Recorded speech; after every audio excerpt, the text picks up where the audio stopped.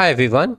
If you have ever got confused, what exactly is abstract class and what is the difference between abstract class and interface and which one you should be using in what condition, you are in the right place. So let's start to understand this concept by a simple visual which is being shown here right now. Let's start with this. On the left hand side, you have got a partially built house.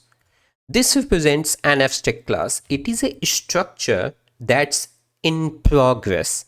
It comes with the shared wall, foundation, and maybe even some plumbing. But the key thing is that it's not finished, it's not complete. Abstract class behave the similar way.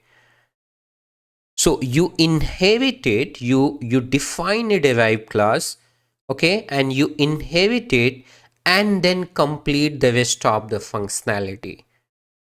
On the right hand side, we have got a signed contract, that is the interface. If you see the document, so it indicates that a contract, this is the interface. It tells you what is required but gives you nothing pre-built. You are saying I agree to provide these features. So here is the quick takeaway, right? In order to understand what is abstract class and what is interface.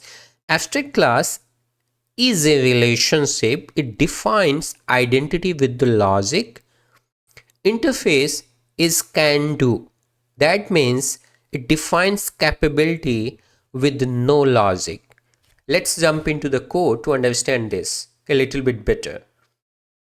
Let's say we have some payment types which require fraud checks like credit cards, but not all payment types need the fraud check.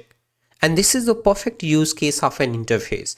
So look here. I mean, there is interface here, and with the name of iFraud check, and it is having one method defined run fraud check. So interface iFraud check defines a capability. So this defines a capability, not an identity. It's saying if your class can do fraud checking, go ahead, implement this. That's what interface are best for, sharing the intent, not behavior. Now we define a base class payment method. All payment types, whether it's a PayPal, a crypto, a credit card, right, have an amount and can print a receipt. So it is a shared logic, right? So let's try to understand this. This is an abstract class. It's having a amount field and it is having a method defined print receipt. And then we have abstract method process payment. So all the payments, right, whether it's a credit card payment, PayPal payment, right, they share this, the shared behavior, which is the print receipt. In terms of the process payment, this is an abstract method. What actually it means that it is not complete. So derived class is having responsibility to complete it. And derived class is having a flexibility to customize the behavior of this. That is whole the fundamental concept behind the abstract class. In other words, it tells that share the code, which is this one, and force required behavior. So this is going to force the required behavior. Derived class has to implement it, and then it also enable the inheritance, because you cannot create the object of abstract class directly. You have to inherit it. That's the whole idea behind the abstract classes. Now see, so these two are the concrete classes, the credit card payment and PayPal payment. Credit card payment inherits the payment method as well as the iFraud check.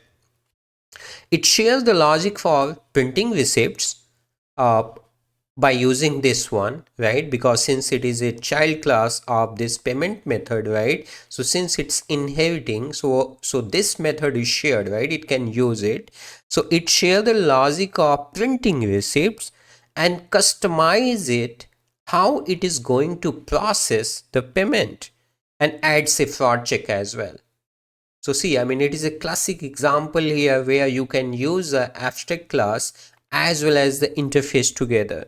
So you have now two a real word class with completely different, the combination of inheritance and capability. So here, credit card payment implementation you see here in PayPal payment, which is not require the fraud check, right? So it is inheriting the payment method. What actually it means that it is going to share the print receipt, but it also at the same time it also add implement the process payment as well, but in its own way, and it doesn't need the fraud check.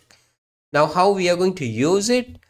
So we are creating here, we store a credit card payment in a payment method uh, variable here, and then we are printing the receipt, which is a shared logic, and then we are checking the fraud check. If we can do that, then we are going to run it. So this flexibility is the whole point of using abstract class plus interfaces together. So let's wrap it up, right?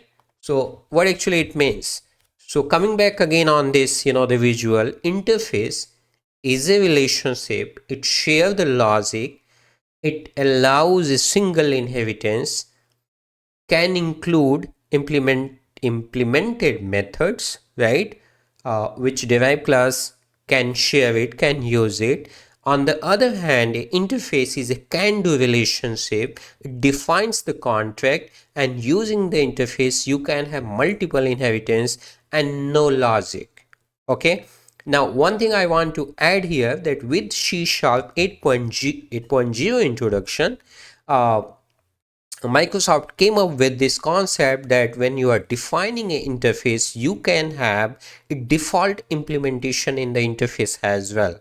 But I can tell you that in real life, right, even today, most of the real enterprise applications, people still define and consider interface is as a contract only. So if this visual and plus code walkthrough help you clarify the things, that what is abstract class, what is the interface, and in which case you should be using one to the another. Hope it is the helpful for you. Please do let me know in the comments if you have ever mixed up these in a real life project. You are not alone. That's it for the today episode. This is step by step coding. See you in the next deep dive.